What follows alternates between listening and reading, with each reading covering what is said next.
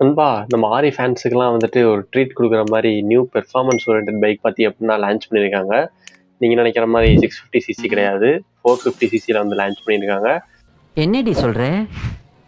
நீ என்ன சொல்ற? வித் மெனி ஃபீச்சர்ஸோட பாத்தீங்கன்னா லான்ச் பண்ணியிருக்காங்க.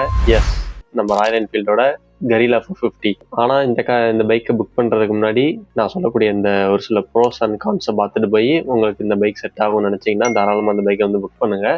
ஸோ எனக்கு பர்சனலாக ஃபஸ்ட்டு ப்ரோஸாக வந்து தெரிஞ்சது வந்து என்ன பார்த்தீங்க அப்படின்னா, ஃபுல் அண்ட் ஃபுல் ஆல் எல்இடியாக வந்து பார்த்தீங்க அப்படின்னா இந்த ஒரு பைக் வந்து கொடுக்குறேன். நம்ம ஹிமாலயனில் பார்த்தா அதே ஒரு டிசைன் வித் இன்டெகிரேட்டட் பிரேக்கிங் லைட்டோட பார்த்தீங்கன்னா கொடுத்துருக்காங்க நண்பா. ஹிமாலயன்லேருந்து அதே ஒரு கான்செப்ட் அதுலேயும் கொண்டு வந்திருக்காங்க. இது வந்து ஒரு நல்ல விஷயம்னு சொல்லலாம். நெக்ஸ்ட் வந்து பார்த்தீங்கன்னா இன்ஜினை பொறுத்தவரை பார்த்தீங்கன்னா இதுவுமே வந்து நம்ம ஹிமாலயன்லேருந்து அதே ஒரு இன்ஜின் தான். DOC engine. அதே பவர் தான், 40 பிஎஸ் பவர், 40 நியூட்டன் ஸ்டார்க் வந்து ப்ரொடியூஸ் பண்ணும். பட் ஹிமாலயன் வந்துட்டு ஃபுல் அண்ட் ஃபுல் அட்வென்ச்சர். இது வந்து ஃபுல் அண்ட் ஃபுல் ரோட்ஸ்டர் அப்படிங்கிறதுனால இதில் வந்து கொஞ்சம் low and torque and engine டியூனிங்கில் வந்து பார்த்தீங்கன்னா ராயல் என்ஃபீல்டு வந்து கண்டிப்பாக ஒர்க் பண்ணியிருக்காங்கன்னு சொல்லி ஆகணும். அண்ட் இந்த இன்ஜினுக்கு சப்போர்ட் ஆகிற மாதிரி நம்ம கிளச்சுமே வந்து பார்த்தீங்கன்னா சூப்பர் கிளச் அசிஸ்ட் வந்து கொடுத்துருக்காங்க.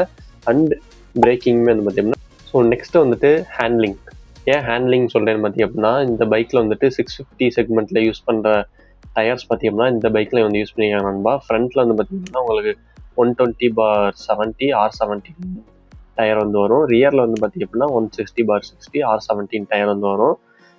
உங்களுக்கு இந்த டயரை பொறுத்த வரைக்கும் உங்களுக்கு கார்னரிங் ஸ்டெபிலிட்டி அண்ட் பைக்கோட ஓவரால் ஸ்டெபிலிட்டியுமே வந்து பார்த்தீங்கன்னா சூப்பர்வாக இருக்குன்னு சொல்லி ஆகலாம். சரி, நெக்ஸ்ட் வந்துட்டு கான்ஸ்.